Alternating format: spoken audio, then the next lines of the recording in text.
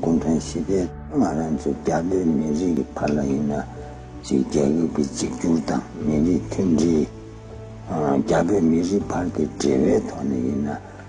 In the fourth year of Emperor Chongjin's reign, Sangpa Khan colluded with the forces outside Tibet to form a power bloc, attempting to wipe out the Gelug school of Tibetan Buddhism for political and economic benefits. When the Gelug school's existence was at stake, Lobsang Chochi Gyaltsen proactively asked Gushi Khan of Kashut in Xinjiang for assistance. They worked together to defeat Sangpa Khan and his ally. Afterward, the Gelug school and Gushi Khan established the local authority of Ganden Padrang. As a result, the Gelug school survived, grew, and flourished. In the mid-1600s, the Ming dynasty was in impending danger.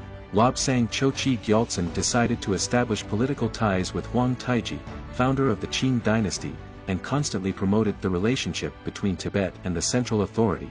With his superior wisdom, the Fourth Panchen Lama not only helped the Gelug school survive the crisis but also made remarkable contributions to the national reunification and the Han-Tibetan integration.